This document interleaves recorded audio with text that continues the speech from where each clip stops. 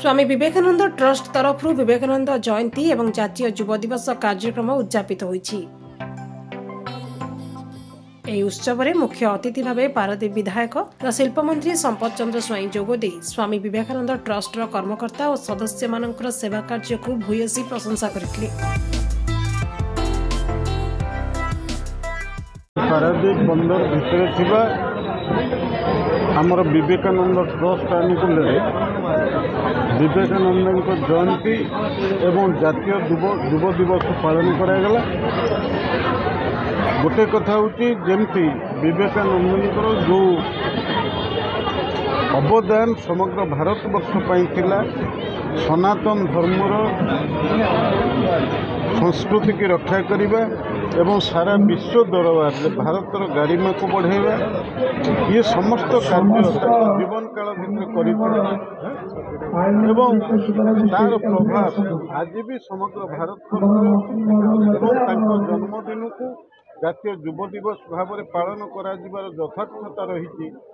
युवक माने आदर्श प्रेरणा पाते एवं तांकर समग्र जीवन जो भली भाव में देशर युव विकास प्रतीक थिला एवं समग्र भारतवर्षर धर्म संस्कृति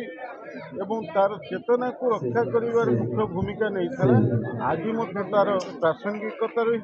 तेणु से दृष्टिकोण एटी विवेकानंद ट्रस्ट आनुकूल्य जो तांकर कर्मकर्ता अच्छा सभ्य मैंने अच्छा विभिन्न सेवामूलक कार्य विवेकानंद आदर्श अनुप्राणित होकर तेणु से दृष्टिकोण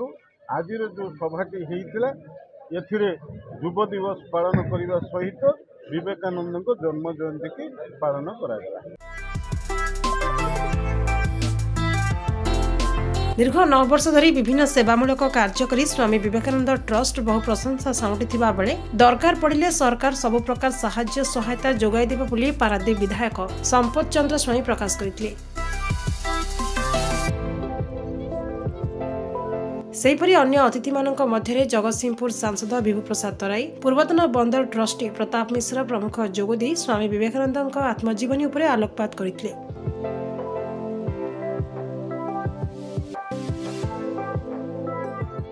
युवक मानकर प्रेरणार उत्स आध्यात्मिक गुरु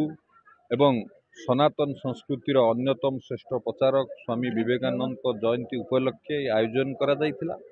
एवं आमे समस्ते जानिचे तांकर जो सबु कालजाई वाक्य थिला जे युवक मानक भितरे परिपूर्ण शक्ति अच्छी, खाली आत्मविश्वास आवश्यकता अच्छी हेले आमे सबु किछि असंभव को संभव करि परिबा। आ आजिर जुग है युव वर्गंकर जुग, जेतेबेले युवक तत्पर हेबे निश्चित भाव में एक विकसित पारादीप विकसित ओडिशा गठन हो पारिबो। तेणु ये जो स्वामी विवेकानंद ट्रस्ट जो बंधु माने आज आमर प्रताप नायक नेतृत्व में आज आमर सान भाई विधान पड़िया नेतृत्व में ये ट्रस्ट जो सामाजिक मूल्यबोध को बुझी 9 वर्ष तले ये आमर ट्रस्ट करी स्वामी विवेकानंद ट्रस्ट करी सामाजिक जीवन रे समाज सेवा करिबा, लोक मानकु सचेतन करैबा, समाज रो शेष भाग रे बसवास करथिबा लोक मानकु साहाय्य करिबा, विभिन्न सुविधा सुजोग जोगाई देवा लक्ष्य रे एवं जो युवक माने पथभ्रष्ट हेउचंती सेमानंकु सचेतन करी किभली भाव रे समाज रो मुख्य स्रोत रे जोड़िबा पई से जो प्रयास आरंभ करथिले ये अभिनव प्रयास मु तांकु धन्यवाद दउची एवं ए ट्रस्ट माध्यम रे एवं पारादीप रे युव वर्ग को सचेतन करी किभली भाव रे आमे एक विकसित पारादीप गठन करिबा सेतिरे युवकर अवदान निश्चित भाव में रहिबार आवश्यकता अछि। युवक सहयोग बिना विकसित पारादीप गठन असंभव। तेणु तार मूल्य को बुझी तार आवश्यकता को बुझी स्वामी विवेकानंद ट्रस्ट जो कार्य आरंभ करछि निश्चित भाव में धन्यवाद पात्र एवं आगुकू 9 वर्ष पर आपण देखंतु आज स्वामी विवेकानंद ट्रस्ट जो भली भाव में पारादीप रे निजको स्थापित करि पारछि आगामी दिन में या आहुरी व्यापक करा जिवो एवं युवक मानकर विकास क्षेत्र हो युवक मानक सचेतन करने को समाज को आगु को नवा पाई निश्चित भाव में सहायक हम। उद्यापन दिवस रे आज मुख्य अतिथि थे आम अंचल विधायक तथा आम ओडिशा सरकार शिल्प मंत्री सम्मानीय संपत चंद्र स्वाई महोदय ता संगे थे आम जगतसिंहपुर लोकसभा एमपी सम्मानीय विभू प्रसाद तराई महोदय ता संगे थे आम दी बड़ भाई पूर्वतन ट्रस्टी तथा आम ट्रस्ट एडवाइजर सम्मान्य भुवन मोहन जेना सम्मान्य प्रताप मिश्र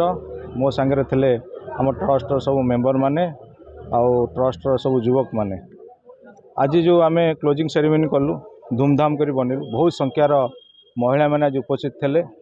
से महिला आसते आम मंत्री वार्ता शुणा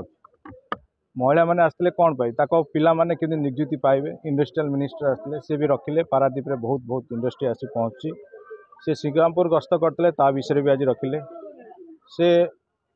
पारादीप अंचल एयरपोर्ट भी हम सी भी देखिले कहले तापर आमर जो दाबी थेला आम अनुष्ठान को 9 वर्ष नहीं चलिक आसु आम अनुष्ठान किसी उन्नति पाई आम आमर मंत्री संपत भाई पाखे कथा रखीलु तथा आम विभू भाई पाखे रखीलु जहाँ को आम कहूँ डबल इंजिन सी भी आमर कथा को शुणिले आम जो कथा कहूँ सी भी पूरण करेंगे सी आज कथा दे गले आम आशा करुचु ये आगु को एमती भल भल कम कर बढ़ू ये समाजसेवी आमर खाली प्रति वर्ष रे मात्र 5-6 थर करूँ आम भावुँ ए प्रति वर्ष रे मासरे थरे थरे आम सब समाजसेवी आराम करूँ आउ लोक मानकर आम बहुत स्वप्न अच्छे आम ट्रस्ट उपरे आम आगुआ किसी कहूँ जो आम कर देखू आपण मैंने निजे भी जानीपारे सेमती आपण मानक आशीर्वाद आम ट्रस्ट उपर एमती रही था आउ आगु को आम एमती भल भल कम कर चलू।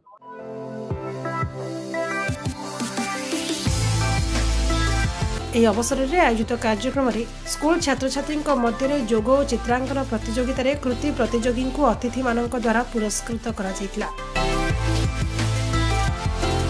ପାରାଦୀପ ନିର୍ବାଚନ ମଣ୍ଡଳୀରେ କାର୍ଯ୍ୟ କରୁଥିବା ବିଭିନ୍ନ ସ୍ୱେଚ୍ଛାସେବୀ ସଂଗଠନଗୁଡ଼ିକୁ ଫୁଲତୋଡ଼ା ଦେବା ସହ ମାନପତ୍ର ପ୍ରଦାନ କରାଯାଇଥିଲା।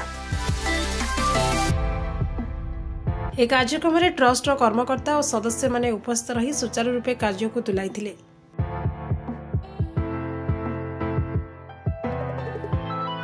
पारादीप रवीन विश्वास का रिपोर्ट आवाज मीडिया।